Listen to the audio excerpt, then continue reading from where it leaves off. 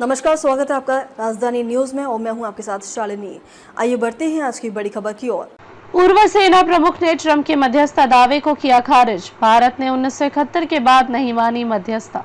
नई दिल्ली से बड़ी सैन्य और राजनीतिक प्रतिक्रिया सामने आई है। पूर्व भारतीय सेना प्रमुख जनरल वीपी मलिक, जिन्होंने 1999 के कारगिल युद्ध में भारतीय सेना की विजय का सफल नेतृत्व किया था, ने अमेरिकी राष्ट्रपति डोनाल्ड ट्रंप के उस दावे को पूरी तरह से खारिज कर दिया जिसमें ट्रंप ने कहा था कि भारत और पाकिस्तान के बीच संघर्ष को समाप्त करने में अमेरिका ने मध्यस्थता की भूमिका निभाई है। जनरल मलिक ने स्पष्ट कहा कि भारत ने 1971 के बाद से किसी भी प्रकार की बाहरी मध्यस्थता को स्वीकार नहीं किया है। उनका कहना है कि भारत पाक युद्धों और तनाव के दौरान देश ने हमेशा अपने राजनीतिक और सैन्य निर्णय खुद ही लिए हैं। वे बताते हैं कि अमेरिका जैसे वैश्विक शक्तियों का उद्देश्य अपने राष्ट्रीय हितों के तहत क्षेत्रीय संघर्षों को रोकना या उनका समाधान ढूंढना होता है, लेकिन भारत की नीतियों में बाहरी हस्तक्षेप को स्वीकार करने का स्थान नहीं रहा है।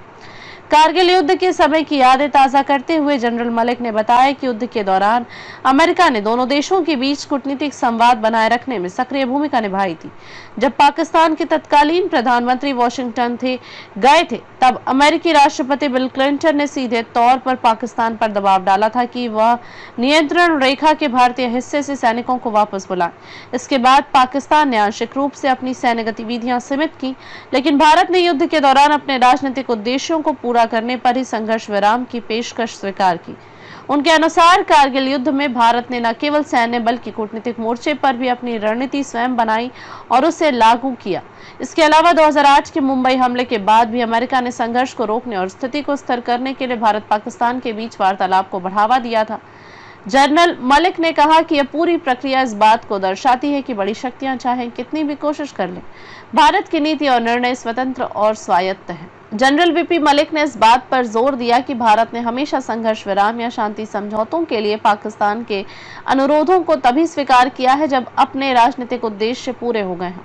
इसका मतलब यह है कि भारत ने कभी भी किसी संघर्ष में बाहरी मध्यस्थता को प्राथमिकता नहीं दी, बल्कि अपने राष्ट्रीय हितों और संप्रभुता को सर्वोपरि रखा। उनका मानना है कि यह नीति भारत के लिए लाभदायक रही है, क्योंकि इससे देश ने अपनी सैन्य ताकत और राजनीतिक संकल्प को बनाए रखा है। साथ ही उन्होंने कहा कि यह बात समझनी होगी कि क्षेत्रीय संघर्षों में अमेरिकी हस्तक्षेप अक्सर अमेरिका के वैश्विक रणनीतिक हितों से प्रेरित होता है। इसका मतलब ये नहीं है कि भारत इसे अपनी राष्ट्रीय सुरक्षा के लिए सर्वोत्तम मानता है। पूर्व सेना प्रमुख ने यह भी स्पष्ट किया कि 1971 के भारत पाक युद्ध के बाद से भारत ने अपने क्षेत्रीय और अंतर्राष्ट्रीय विवादों को सुलझाने के लिए हमेशा अपनी रणनीति स्वयं बनाई है।